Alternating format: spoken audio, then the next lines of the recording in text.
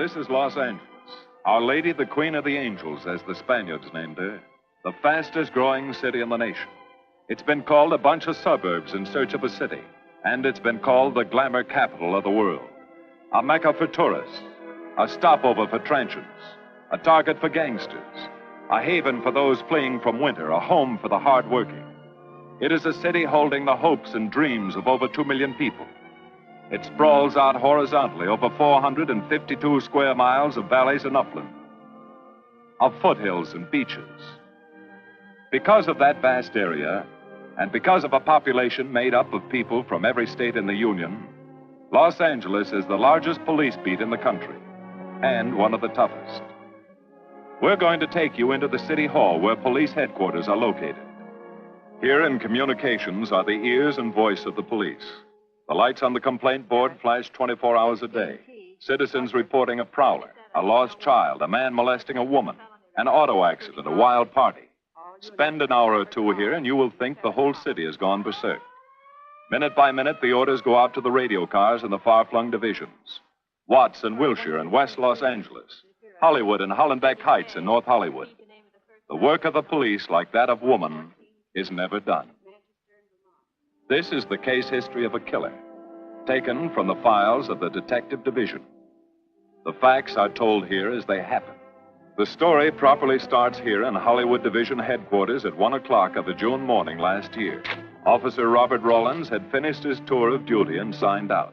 It had been a tough day. He'd be glad to get home. His wife would be waiting up for him as she always did.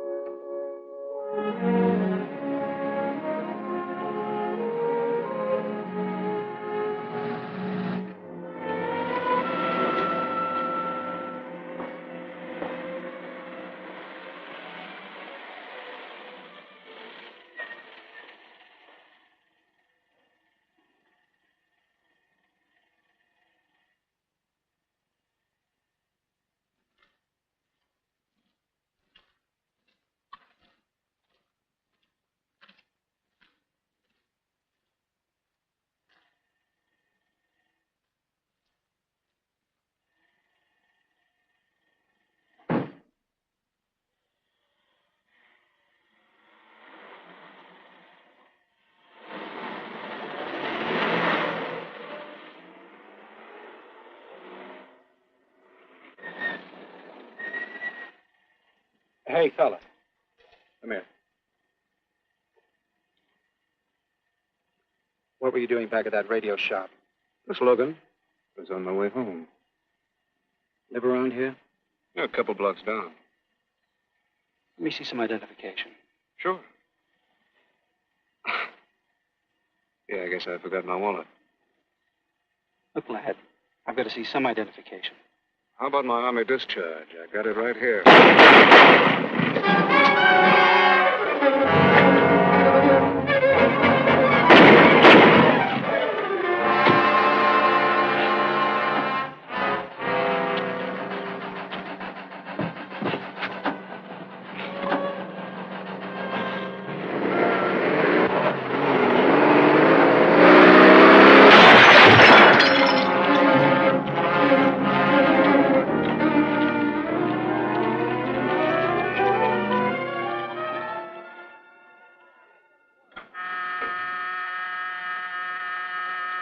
Police Department, Operator 27. I want to report the shooting of a policeman. Hold on, please. Give me that again, please. I'm calling to report the shooting of a policeman. What's the address? 5057 State Street, just west of Santa Monica. Just a minute. Receiving hospital. Operator 2. Operator 27, 5057 State Street, 5057 State Street. An officer has been shot. Send an ambulance. All units in the vicinity of State Street and Santa Monica Boulevard. Proceed at once to 5057 State Street, 5057 State Street. An officer shot. Code 3.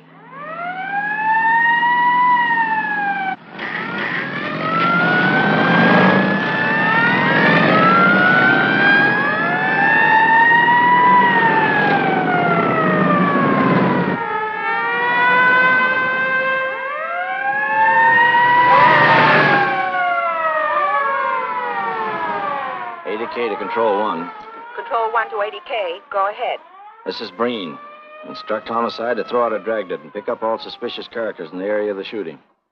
Also notify Sergeants Marty Brennan and Chuck Jones to report to me at the scene of the crime. Control 1 to 80K. Roger.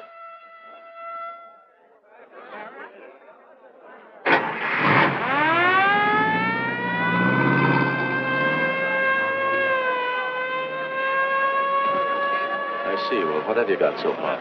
Well, not much, Captain Breen. A couple of cartridge casings. Oh, Marty, Chuck. Hi, Cap. Eyewitnesses? Who was first on the scene? Reported it. I was. I live here. I'm a light sleeper, but my hearing is good. And my Did cat. the officer say anything before he collapsed? Yeah, he gave a description of the fella. On the shooting of the officer. Suspect is a white male American, age 26 or 7, 5 feet 10 or 11, 155 to 165 pounds, brown hair, regular features, pencil mustache. Repeat broadcast. All units. Is that about it? Yes, sir, exactly. And the officer kept saying, he looked like such a nice kid. He looked like such a nice kid. As if he couldn't believe what had happened to him. Let's see. Is that all? Yeah. Thank you very much. Yeah, well, anything else I can do, I'd be glad to help you. We may call you. Get his name and address, will you, Bob? This door been checked, Lee? Yeah, it's okay, Captain. Find anything? Nothing but some smudges so far. Found this in the glove compartment. I think it's nitroglycerin. Doesn't look quite right. Well, check it down at the lab. Right.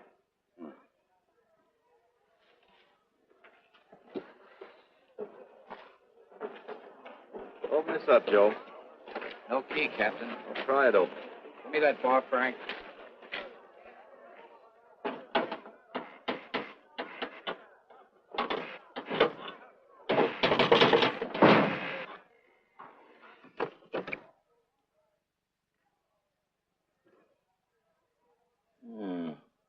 Regular arsenal. Yeah, get a load of that. What is it? I don't know. It looks like some kind of an electrical device. United States Navy. It's either stolen or war surplus.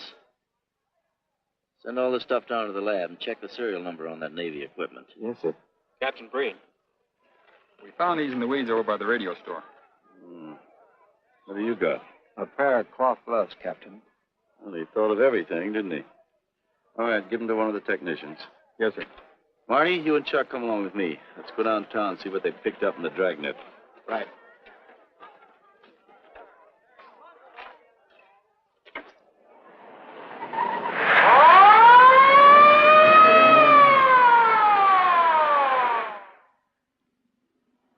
You know him, Marty? Yeah. I know his wife, too. Ever since high school. Captain, I wish you'd let Chuck and me handle this case. All right. I don't want any dead heroes. I just want the man who shot Rawlins. The suspects began to arrive at headquarters in droves. The police tossed every motel and hotel and many private homes in a 4-square-mile area around the scene of the shooting. Every available radio car and patrolman and detective was out on the Dragnet. The strings were being drawn tighter and tighter. Many a man returning from a date or a late party or a poker game surprisingly found himself in a squad car, its siren screaming as it brought him to the detective bureau. The Dragnet gathered in some strange fish, and many ordinary ones. All the rest of that night, the detectives probed, needled, questioned, quizzed. Everything was checked. Fingerprints, names, addresses, stories. Every fish in the net was examined. Most of them thrown back into the sea, not worth keeping. Except a few parole violators and slightly shady characters whose stories needed a lot of verifying. I wasn't prowling no cards. Just taking a walk. You know, getting in condition. You were running when the radio car picked you up. Yeah? Maybe that's why the guys call me Punchy. He's got a point there. 2 felony convictions, no warrant, no warrant. He's on parole. Book him, violation of parole. Let's have the next one, Joe. What were you doing in that vacant lot? The vacant lot. Lot? What were you doing in it at that time of night? 你唔好問我咁多咯，我喺樹好耐噶啦，我上喺樹30幾年，未有綠衣拉過我。我姓陳嘅，我陳家我做老豆有生意嘅。You say your name is Ralph Henderson. So what? Well, you know, it's a funny thing, Ralph. There's a guy around this town that's been wearing your fingerprints. Only his name is Pete Hannon. Okay. So I'm dead. So what's one more confession in my life? Now you're talking, huh? Okay, Andy. Oh, Harry. What have we got here? Oh, some robbery suspects. Candidates for San Quentin. Handsome here is the big shot. He runs the outfit. Have a gander at his record. Car theft, escape from reform school, robbery, assault with a deadly weapon. Not bad. Look at the heater we found on him. German Luger, fully loaded. Redhead here tried to carve up one of the arresting officers with this pretty toy. Nice boys. By dawn, many minor wrongdoings had been uncovered, and a few incipient felonies. The checking of the suspects had been thorough, painstaking, and tedious. But all the work was for nothing. The man who had shot Officer Rollins was not among them. He remained no more than a description, a shadow of a man, mysterious, elusive, deadly, hidden away somewhere in the vast city. As for Rollins himself, he couldn't help. He was in a coma at receiving hospital. Mrs. Rollins waited out the long, tense hours while her husband fought to live. Many another officer's wife had so waited. Many another will. The word came shortly after sunup.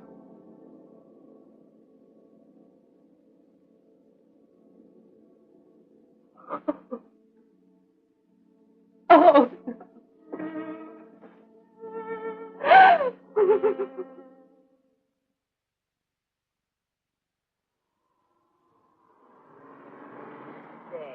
A white male American, 26 or 7, 5 feet 10 or 11, 155 to 165 pounds, brown hair, regular features, pencil mustache. This was no frightened fugitive. What went on in his mind? Why had he set his hand against his fellow men, taken the life of another, of a stranger, of a man who was merely doing his duty? He must have some plan, some goal that called for sudden death to anyone who got in his way.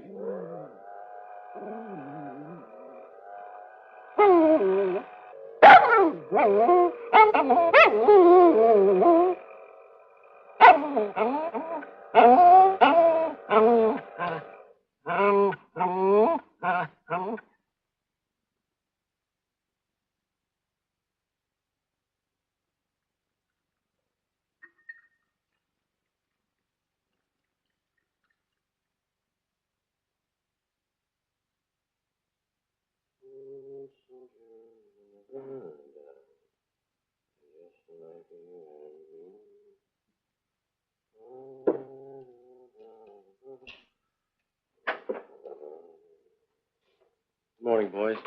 Morning, Lee. Hi, Professor. Well, I thought this was safe cracker soup.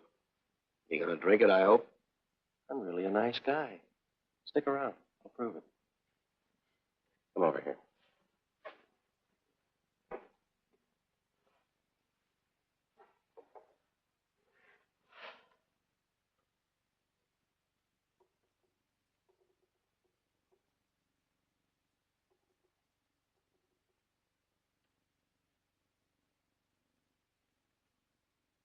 Hold this for me, will you, Jack? Thank you. Now, if you'll hand me that hammer, Marty. Thank you.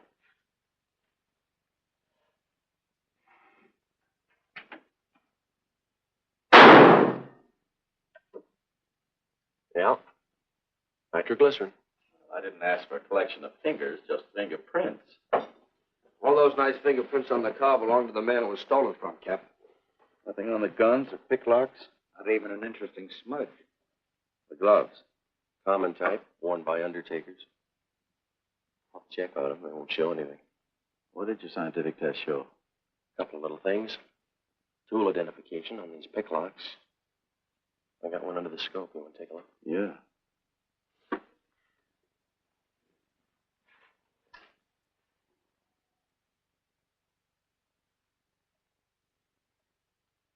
Take a look. I see. Well, it seems to tie the tool up with the lock. Now, if that microscope could only tell us who did it. I'm working on that. No, only an amateur would carry that liquid dynamite in a car. This boy's no amateur. Took the precaution of desensitizing it so it'll take normal shock. Took a lot of other precautions, too. No fingerprints, no identification, nothing definite. Except he's scientific. Knows electricity. Is inventive. Yeah. Happy on the trigger. This is Captain Breen. Get me Captain Stevens a burglary, will you? I hate to disappoint you, Lee, but I think you've come up with something. Hello, Steve. How are you? Did your daughter's marriage come off all right? Good. Look, Steve, on those burglaries of electrical equipment lately, were there any where picklocks were used to gain entry? Good. Well, let me know if there's another report of one, will you? I've got an idea the Rawlins killer may be tied in with those. Fine. And give my regards to the newlyweds, too. So long, Steve. Well, what are you waiting for? You've got a job, haven't you? Get going. Yeah, let's go, Junior. Hold this for me, will you, Lee? Thanks. And so, with no fingerprints and only a vague description to go by, Sergeant Brennan turned to the modus operandi file. A criminal, like any human being, has his own habit patterns, unconscious traits that can lead to his downfall.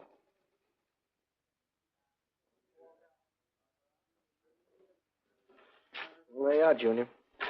List of burglars who use picklocks for entry. Oh, great. This narrows it down to just a couple of hundred suspects in this area.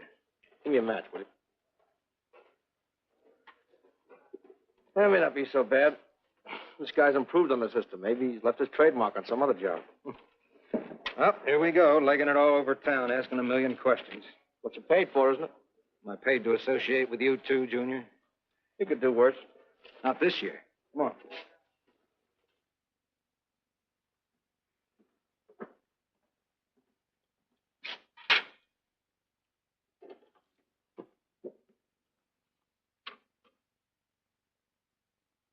Car 12, car 12, in the 10,000 block on Mississippi. A 394-15 disturbance.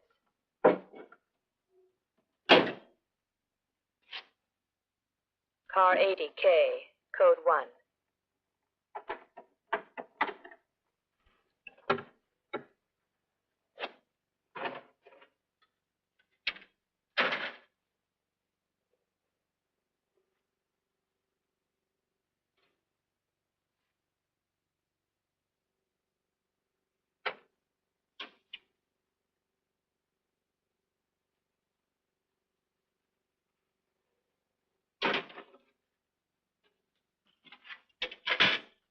All units, on the broadcast of the suspect arrested in the shooting of Patrolman Rawlins.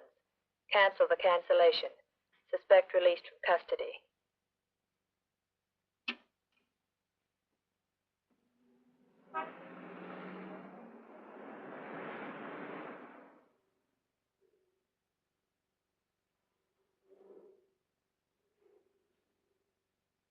Oh, hello, Mr. Martin.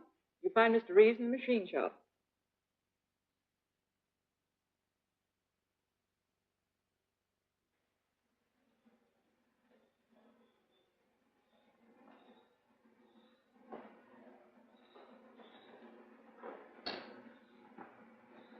Oh, Roy. Glad to see you. How are you, Mr. Reeves? Hi. I was hoping you'd drop in. I wanted to thank you for showing us how to handle that repair job. Helps a lot.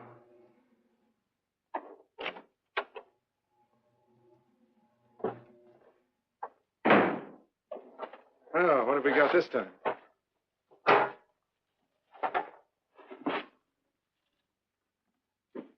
Silograph.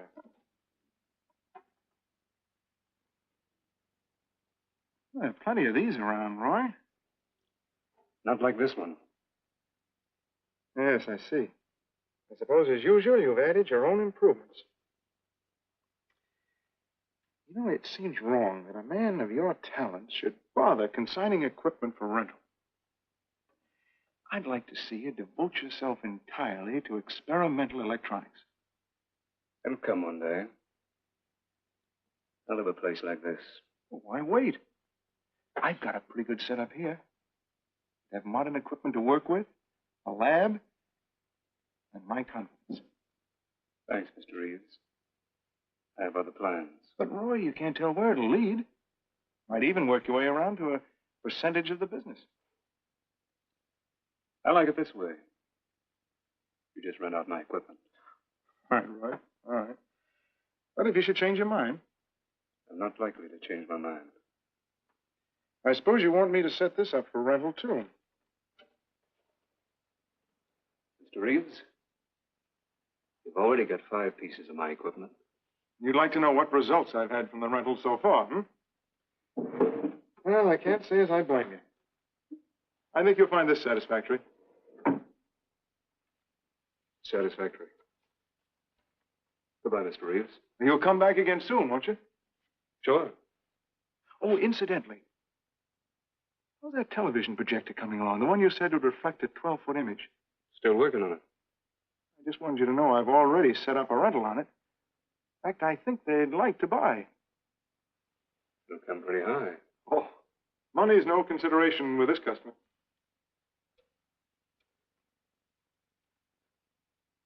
Tell him we can pick it up tomorrow. I thought you said it wasn't finished yet. It'll be finished.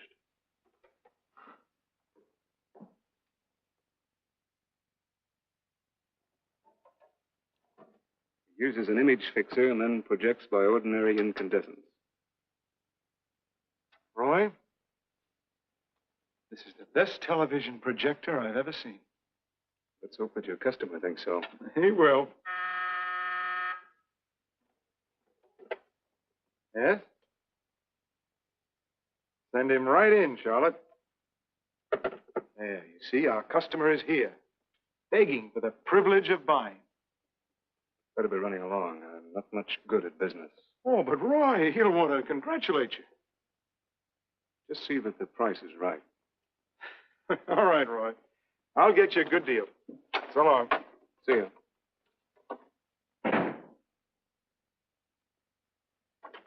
Well, Mr. Dunning, come in.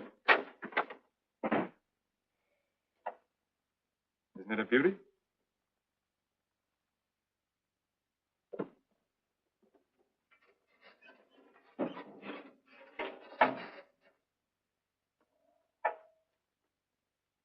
It's a beauty, all right. You like it? I certainly do like it. You see, it's mine. What do you mean? Let me have the police. I built it. Spent years on it. Oh, you must be crazy. Roy built this machine himself. Your friend's a crook, Paul. You've been taken in. Hello? Give me the burglary detail.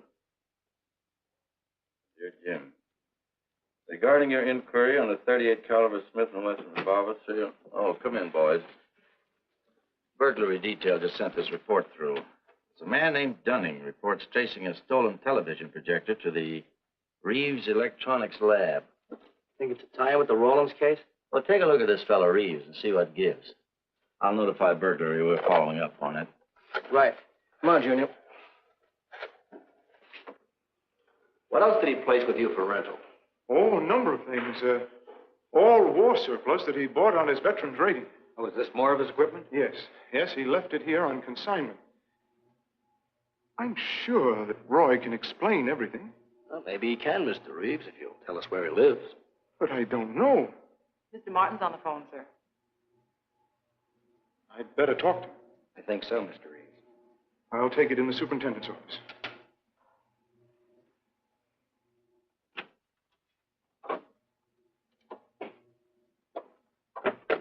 Tell him that you sold the set. And his money's waiting for him here. Find out what time he's coming by. Put Mr. Martin on.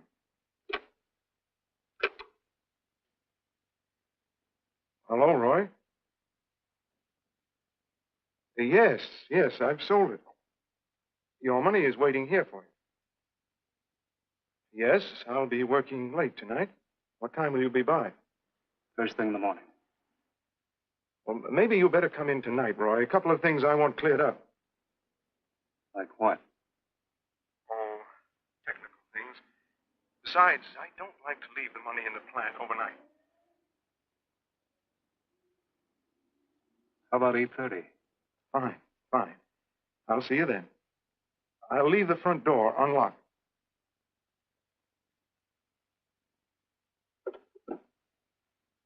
You'll be here at 8:30.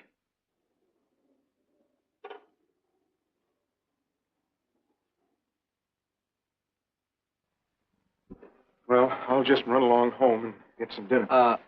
We'd like you to stay too, Mr. Reeves. Why? For company. You want to cooperate, don't you, Mr. Reeves? Certainly. Good. Now, you just wait in your office. We'll be around. Very well. This way, gentlemen.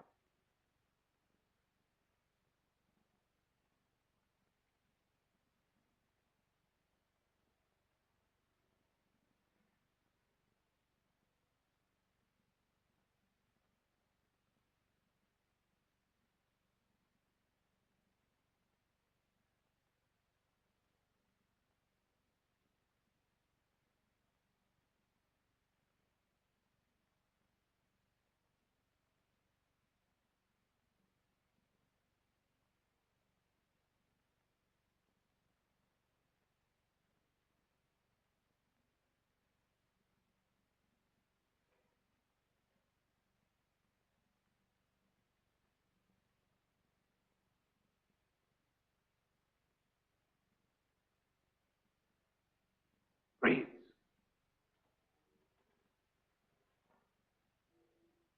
That you, Roy?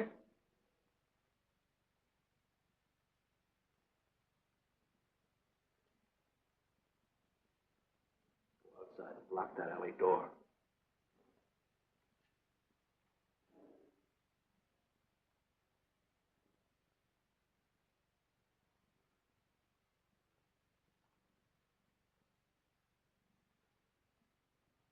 Where are you, Roy?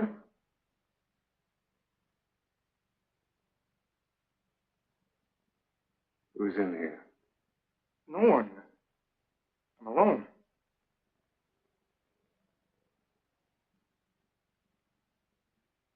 Come on in. I've got your money for you. Bring it out here.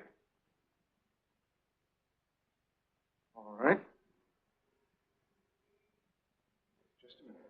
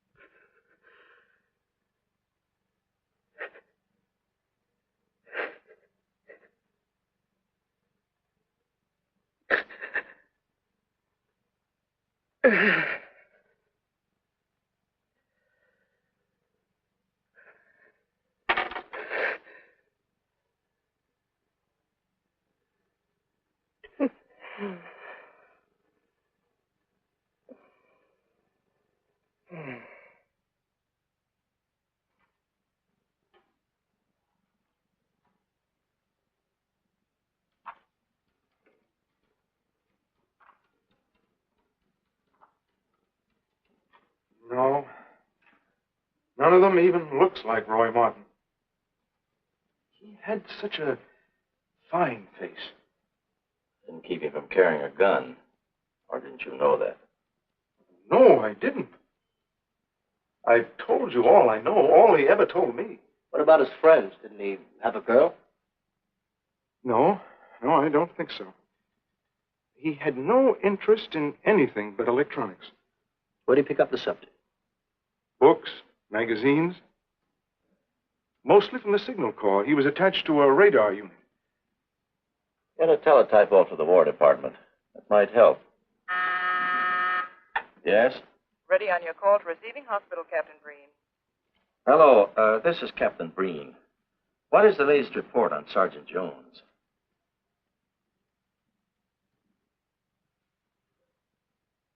I see. Well, let me know if there's any change, will you? Thanks. Chuck's in pretty bad shape, Marty. He's paralyzed. May never walk again.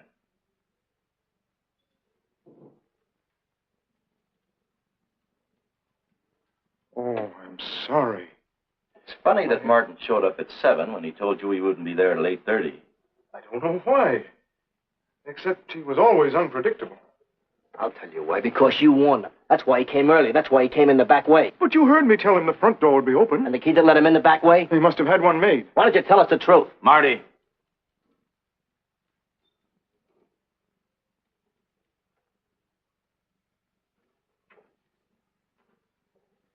Now, look, Paul. You can make it a lot easier for us to believe your story if you'll just give us some facts. Something that might help us. I told you all I know. I've been gullible, all right, letting him make a fool of me. But I'd do anything to make up for what he did to Detective Jones. Sure you would. You can go now. Oh, thanks. Thanks. My friends, they can vouch for my character. That's good. We'll call you if we need you. Thank you very much. I think he's telling the truth, Marty. I think he's just gullible, like he said. What about the stolen stuff he was trying to peddle for Martin? We'll use it for bait. Maybe Martin will come back for it. Then we can ask him. Here. Nevertheless, I want a 24-hour tail put on Reeves, and I want a watch on his home and his factory. Right. You can keep those. Okay, Captain.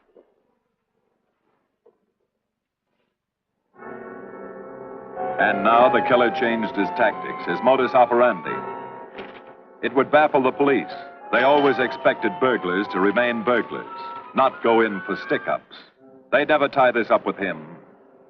So wearing a variety of disguises, coming and going like a shadow, ready to kill if cornered, he struck the bottle stores in a one-man blitz that had the robbery detail dizzy.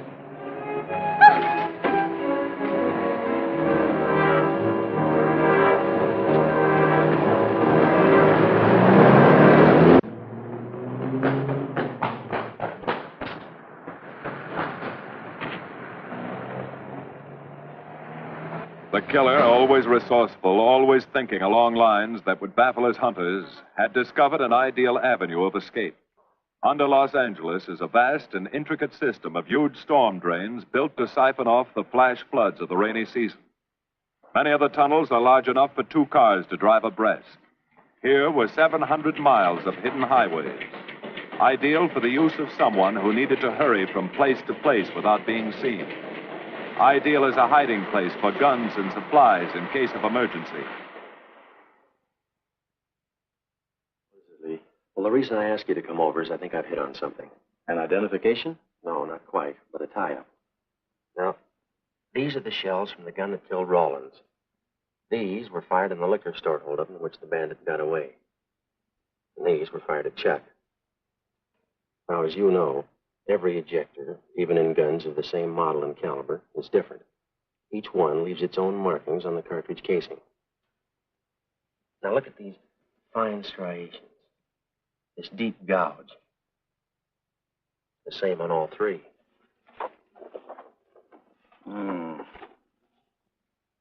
In other words, the man who killed Rawlins and the man who shot at Jones and Brennan, the stick-up who's blitzing the liquor stores, are all the same man. Right. All we need to know is what that man looks like. Get me Chandler in robbery, will you?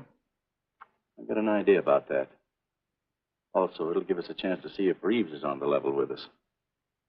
Steve, Breen, about those blitz holdups you're on. Round up all the victims and have them down here tonight, will you? Oh, it's just a little scheme. Thanks, Steve. That's good. Now sketch another one of the same type, only this time thin it out a little, huh? All right. Hi, Lee. How's it coming? You ready for tonight? We'll be ready. Think it'll work? It should. Where'd you get the idea? From a kidnapping case in Chicago. But I thought these slides might be an improvement over the method they used. Could be. Captain thinks so.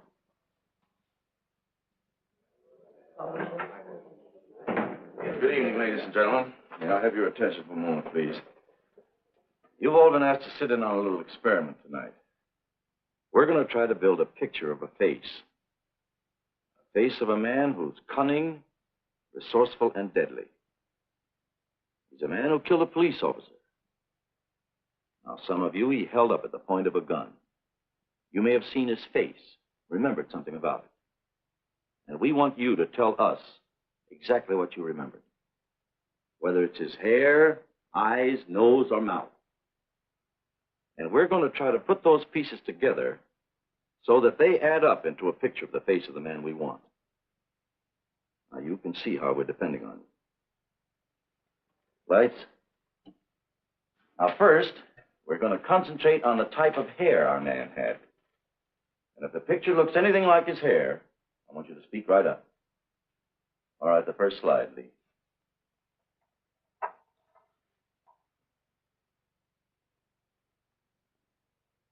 His hair had waves in it. Well groomed. That's the idea, Miss Smith.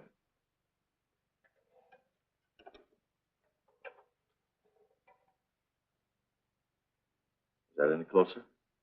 No, it was parted on the side.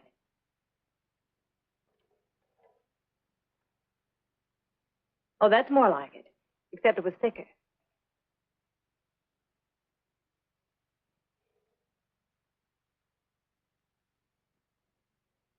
Oh, that's very close. Yes, that's the way his forehead looked. It was broad and high. All right, hold that slide. On the next series of slides, we'll take into account his eyes.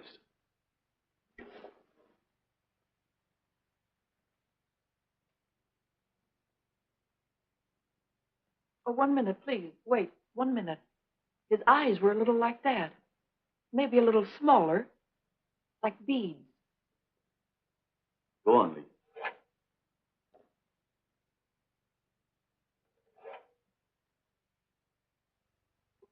Now you've got it. Now hold that slide, Lee. Anyone else? That looks like him, only a little madder. He had a patch over one eye when he come into my my place of business.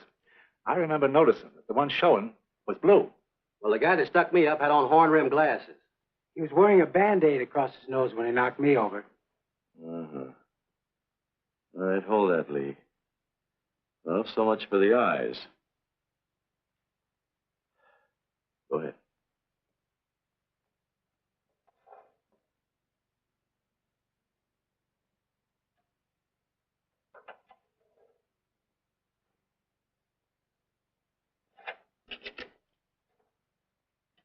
Señor Capitán. Yes, Miss Montalvo? Ay, ¿cómo se dice en inglés? A sus órdenes, señorita. Ah, qué bien. En este bandido, la nariz fue chata, como aquella, pero un poco más chata y más ancha. Like that, Captain, but more snub, wider. Try another one, Lee. Como aquella. Casi la misma. She says that's about it. Thank you very much, Miss Montalvo. Get Reeves. Any more comments? That's pretty close, all right. Pretty close. Perfect. All right. Now we'll start on the mouth and chin. The next series, Lee. I think his lower lip stuck out more. The mouth was thin and mean, like it never laughed. Go ahead. Something like that, but thicker lips. There. That's it. That's him. All right. Now hold that right there, Lee. Oh, come in, Mr. Reeves. Good evening, Captain. You ever see that face before? Why, it's Roy. Except for the hair being a little lighter and the eyebrows heavier. It's Roy. You're sure? I'm positive I'd know him anywhere. Lee, I want a retouched photograph. Now lighten the hair and give more body to the eyebrows. Right. Lights. That's all. Thank you very much. You've been a great help. It's positively amazing how you found out what he looks like. Well, we're looking for an amazing criminal, Mrs. Johnson. Thank you and good night. Good night, Captain. And so the face of the unknown killer, built up from fragments of evidence, was sent out all over the country. To chiefs of police, to sheriffs, to county constables and county jailers, to the wardens of prisons, to all postmasters and postal inspectors, to the agents of the Treasury Department, to the FBI. They showed that picture to the inmates of jails and prisons, to men with a wide acquaintance among the cat burglars and the violence boys. Informers and conmen and sharpshooters were quizzed, those on the fringe of crime and those deep in the rackets. Many wanted to help. Nobody could.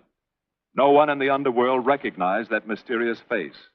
He was as unknown as if he had lived in the 16th century.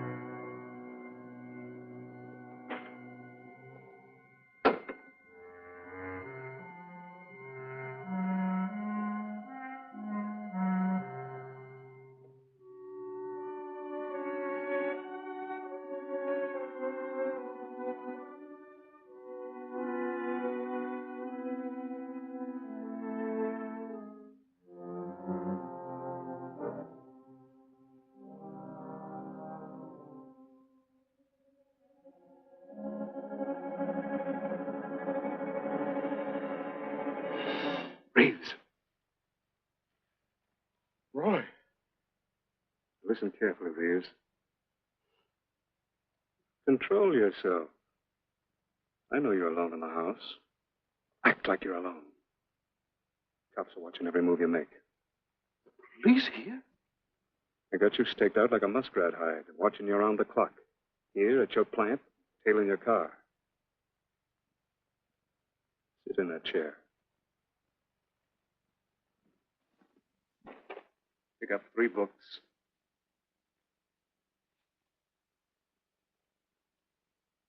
Don't look up and don't answer me. All right. But glance at the books.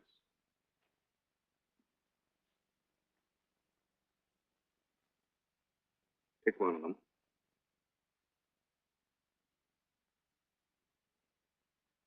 Okay. Now, that's the book you want to read before you go to bed. Now, get up and turn off the lamp.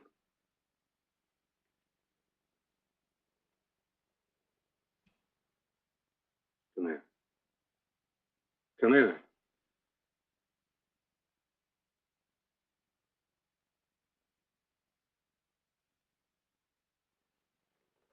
Go in the den.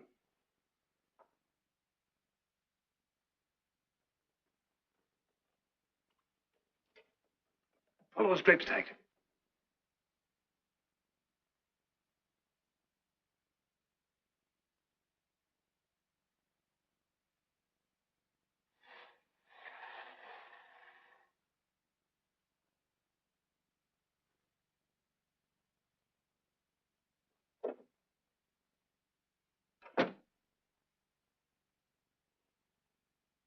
Get away from him.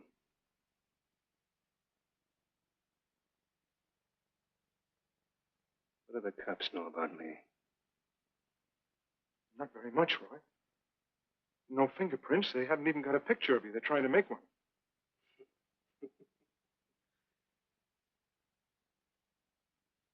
How much cash you got in the house? None. I never keep any cash in the house. It isn't good business. I suppose you think it was good business letting me walk into that trap. No, Roy, no. Don't do anything you'll regret. Now, listen to me. It isn't too late. Give yourself up. Come to your senses before you kill someone else.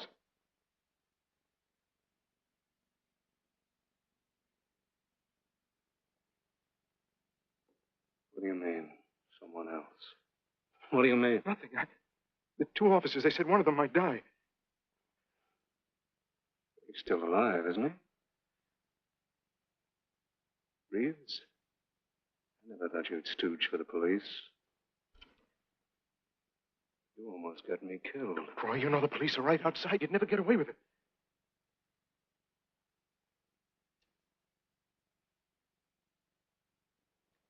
That's right. Now you're being sensible.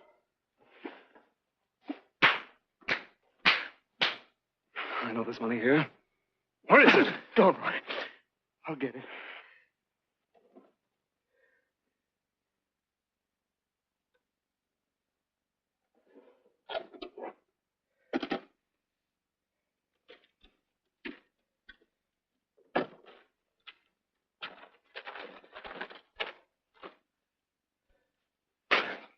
It's not enough.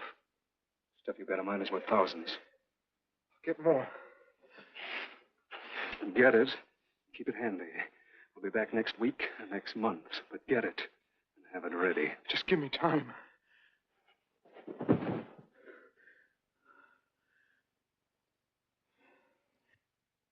Oh! Look, I don't want policemen outside my house following me around. That's what made Roy suspicious. I'm leaving in the morning. I'm afraid I'll have to disappoint you, Paul. Unfortunately, you're our bait. I won't do it. I've done enough. Look, no one's done enough until we find this killer. I asked you to keep a sharp lookout on this house, Marty. I did. Two of the best undercover men in the department were assigned here. That didn't keep Martin from getting in. What's the matter? You tired?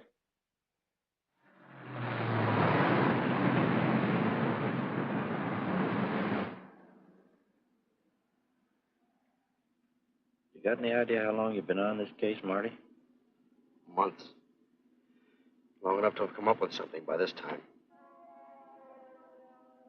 You know any more about the Rawlins killer than you knew the first week? Yeah. He's about the toughest nut I've ever had to crack. That's what I told the chief when he called me in this afternoon and wanted to know why the case hadn't been broken. Look, Captain. Rawlins was a friend of mine. So's Chuck. I've got a bigger stake in this than the chief knows. I'm doing everything I can. Well, I'm afraid it's not enough, Marty. Maybe you're too close to it to see it clearly. Maybe it needs a fresh team, a new viewpoint. I think you better take a couple of weeks off, Marty. Starting tomorrow. Anything you say, Captain.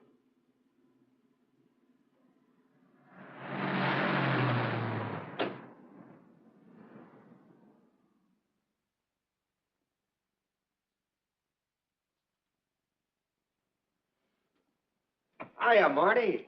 Hi, Chuck. Meet Miss Scanlon, my new bodyguard. He's the one I've been telling you about. Oh, you mean the one with the steel trap brain? How do you do? Hello. Say, this guy been behaving? After a fashion. See, she takes me out in my go-kart, puts me to bed, wakes me up, dresses me. You're perfectly capable of dressing yourself now, Mr. Jones. I'll be back in a few minutes.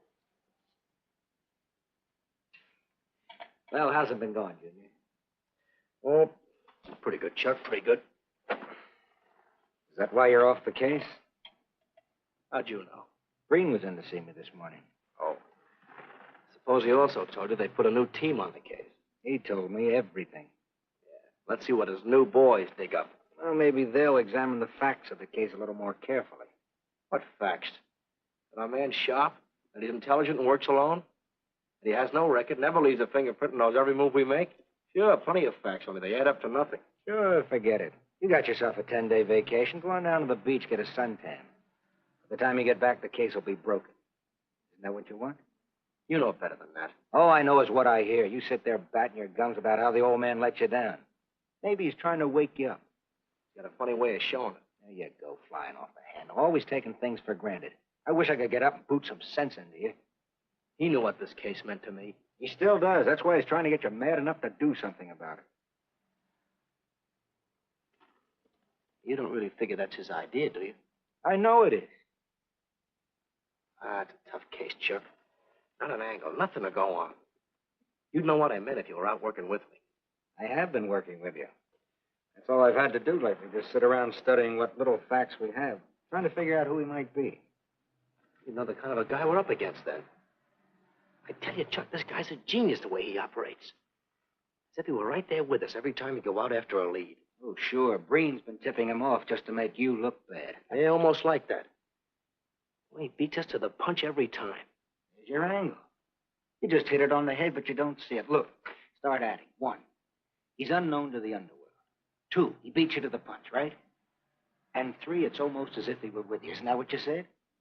Yeah? Well, tie that up with a lot of other little things, like the fact that he uses a police gun and the accuracy of the shooting. Anybody could buy a police gun, and the Army could have taught him how to shoot. Yeah, but who taught him how the police operate? Oh, I know what you're driving at, Chuck. But a cop.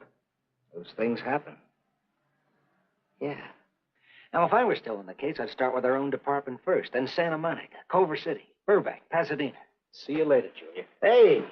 Don't let him out of your sight, beautiful. It's the first time in years he's used his head. But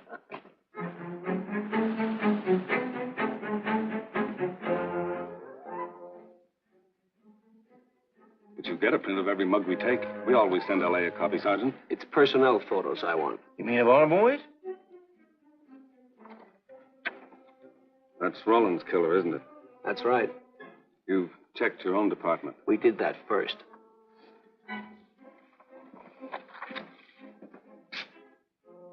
And so the tedious quest went on.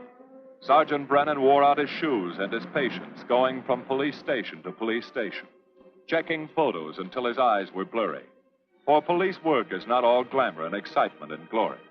There are days and days of routine, of tedious probing, of tireless searching, fruitless days, days when nothing goes right, when it seems as if no one could ever think his way through the maze of baffling trails a criminal leaves. But the answer to that is persistence, and the hope that sooner or later something will turn up, some tiny lead that can grow into a warm trail and point to the cracking of a tough case.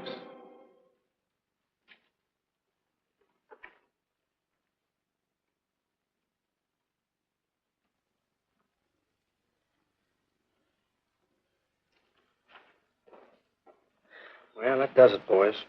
Can't say I'm sorry you didn't find him in here. I'd hate to think it was a cop. Doesn't seem to be anybody. Just a lot of pieces of a face that never existed. Do you mind if I see that again? Sure, frame it. Put it on your dresser. Wait a minute. He wasn't a cop. He was a radio technician right here in our dispatch office.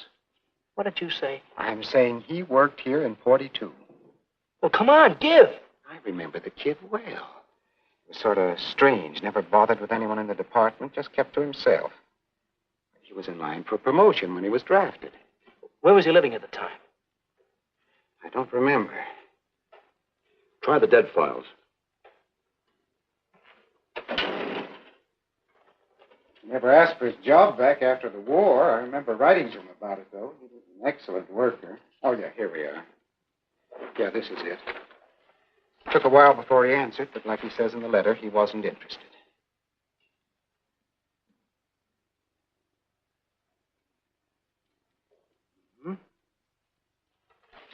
Postmarked Hollywood. No return address.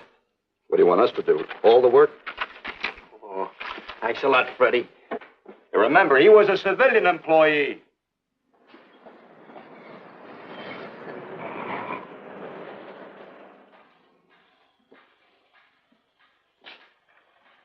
Well, how about it? Anybody recognize him? Not on my route. I never saw him before. Yeah, okay, fellas. Thanks very much.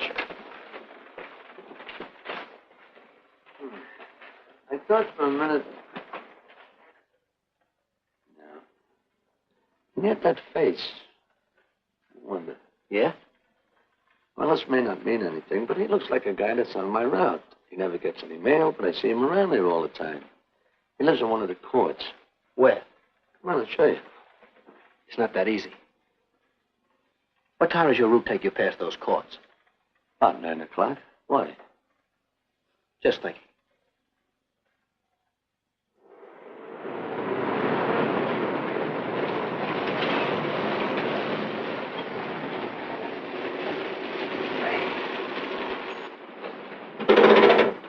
You got any chocolate milk? Sure have, buddy. Yeah. Thanks. What's your pocket? Straight on back. Second in the yell. Number 7. Right. Kind of warm today, huh? Oh, it's not too bad for this time of the year.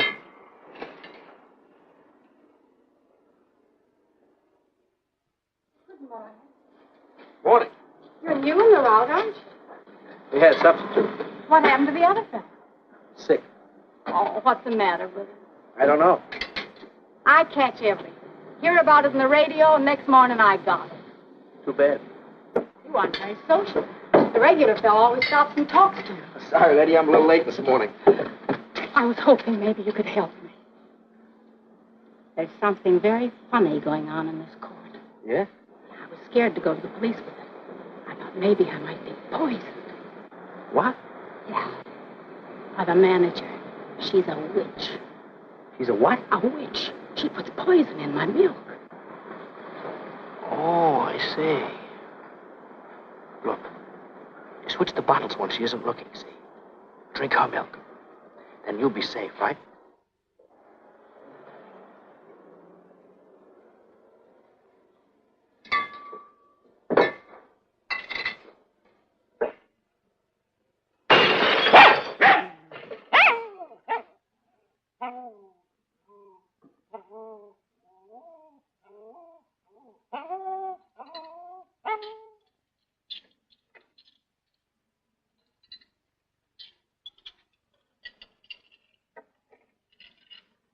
Why, I had a little accident. Got a mop, I'll clean it up. Leave it be. I'll clean it up myself. Okay, mister.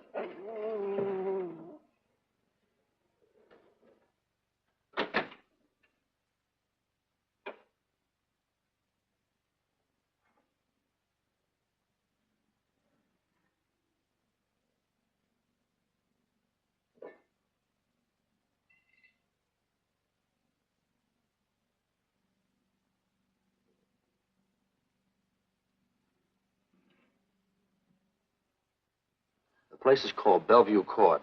I drew this from memory, but it's pretty close. That's where he's hiding out, right there. You sure he's our man, Marty? Captain, I couldn't go wrong on that face. He's our man.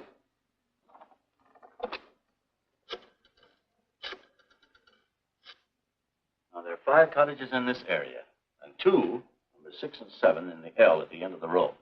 Our man lives in number 7. This building department plan will show you the whole layout. It's bounded on 3 sides by Fuller, Santa Monica, and Poinsettia. Now, the court is partly surrounded by a high wall. Breen, homicide. Good. You keep your eyes open until we get there. Morgan has just gone into his bungalow alone. Any questions? All right, you all have your instructions. Let's go.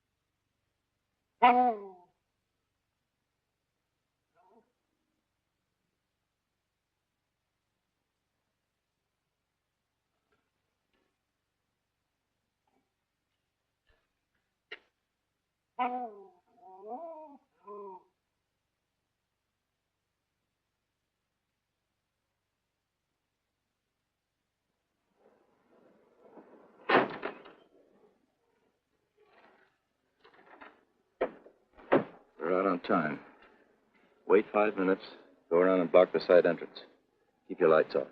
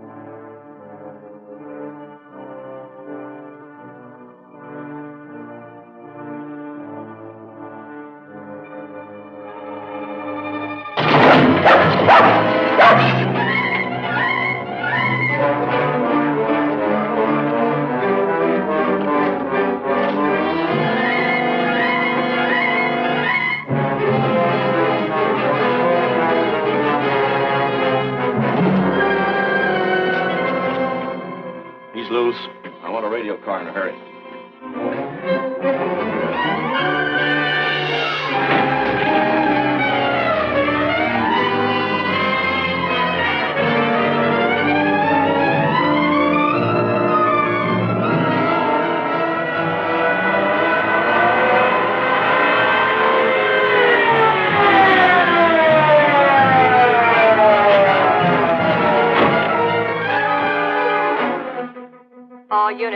All units in the vicinity of Santa Monica and Fuller.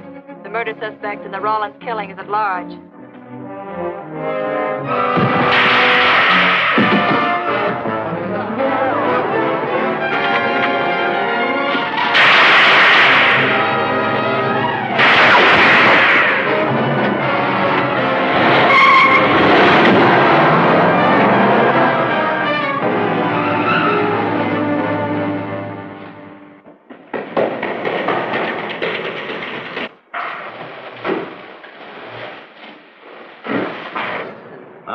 Covering the storm drain system in this area.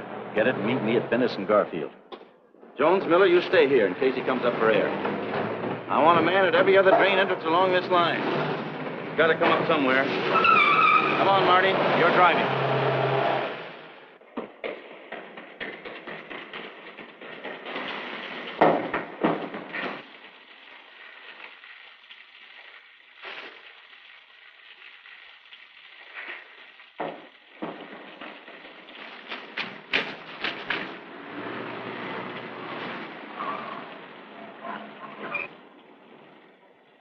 Keep this drain covered. It's liable to pop out anywhere.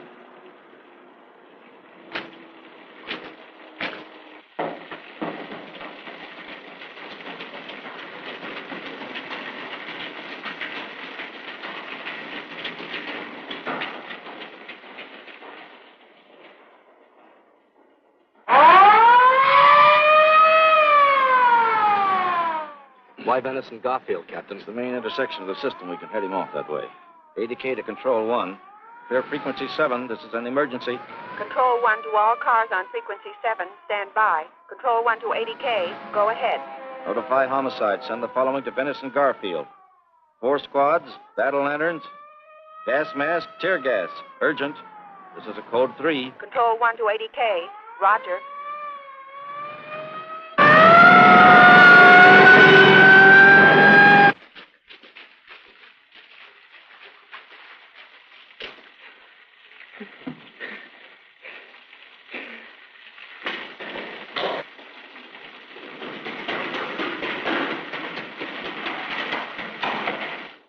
Probably head down this main drain to where it comes out at the Rio Hondo. Now, you take your squad and cover that exit. Right. Keep all spare radio cars cruising back and forth along this main street. Watch the curb inlets. We'll go in here.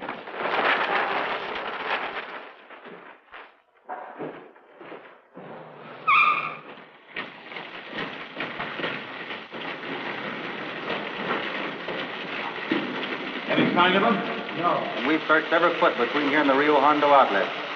Then he must be up ahead. Let's go.